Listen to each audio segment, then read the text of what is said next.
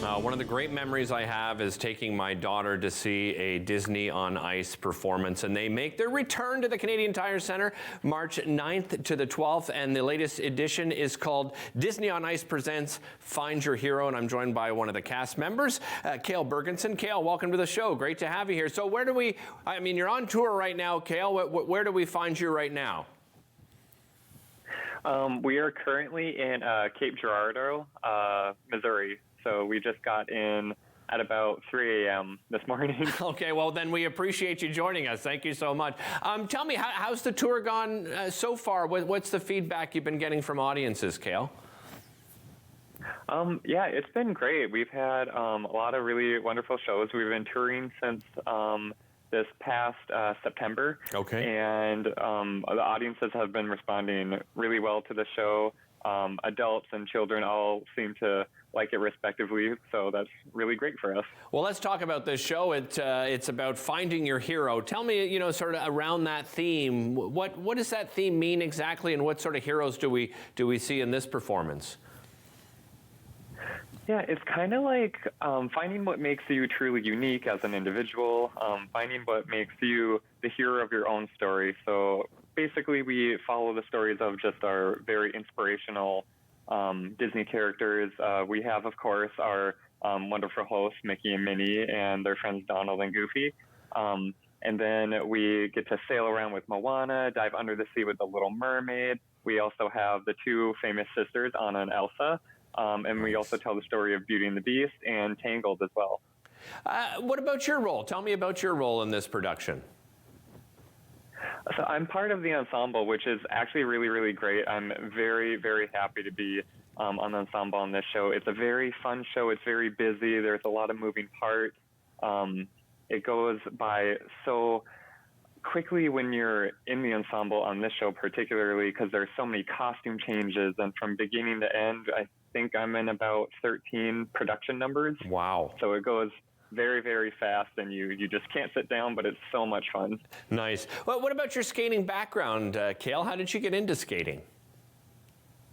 I started skating when I was about 3 years old from northern Minnesota. I'm from Duluth, Minnesota. Okay. And my dad liked recreational hockey. My mom was an ice skater. All my first babysitters were ice skaters, so I just kind of took to the ice right away. And then at about 6 years old, I switched from like peewee hockey to ice skating because I wanted to kind of follow in my mom's footsteps. I thought it was kind of a creative way to take to the ice. And I was like, oh, that seems interesting. I want to try to learn how to do tricks and throw myself in the air and hope I land on one foot.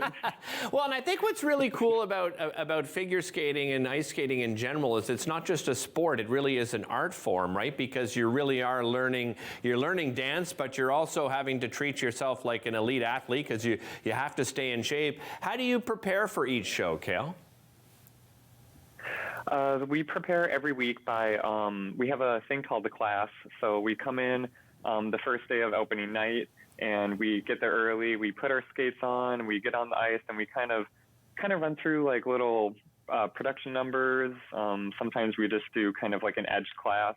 So it's just to kind of get our feet under us and make sure we're guiding to the right people in front of us, on the side of us, so we can keep the shapes of what we're supposed to do when we're out there on the ice. And the ice size always changes from week to week, and right. So it's just a way for us to kind of get ready, and then we do warm-ups and utilize our hotel gyms and everything too to stay in shape. Tell me the process of you becoming a cast member of Disney on Ice. How did that come about? I auditioned when I was 17 back home, and then I didn't hear back for about maybe half a year, but they wanted to wait till I was graduated from school as well. So I graduated when I was 18 from high school. I went to university for about 3 days. It was just the orientation kind of weekend. Okay. I moved into my dorm, got my books and everything, and the day before my classes started, I got an email that said, hey, can you come to South America? We need you on a show. And I was like, oh, okay. Did you ever go back to school at all, or have you been with the production ever since? I've actually been with the production ever since. Okay. I've done about 8 different shows with Disney on Ice, but I am actually currently doing online school. So through a school back home, I'm very fortunate to be able to do all my education online, which is great. I imagine cast members are from all around the world. Like, where are the majority of them from, and what's that dynamic been like? It must be so interesting to tour and just experience, everybody's different cultures and way of living and so on. Yeah, it's great. It's really fun to think of a country and just know I have a friend that lives there. It's kind of really cool to be connected to different people from all over the world, particularly on this show. This show opened last year in Abu Dhabi and Dubai. Wow. And so most of the skaters on this show are European. So we have a lot of people from France, Germany, Estonia, Ukraine. We also have some South American skaters, Canada, U.S., and a couple skaters from Japan as well. Do you have any plans when you come to Ottawa? Like, do you plan out when you come to a city and try to enjoy some aspects of that city?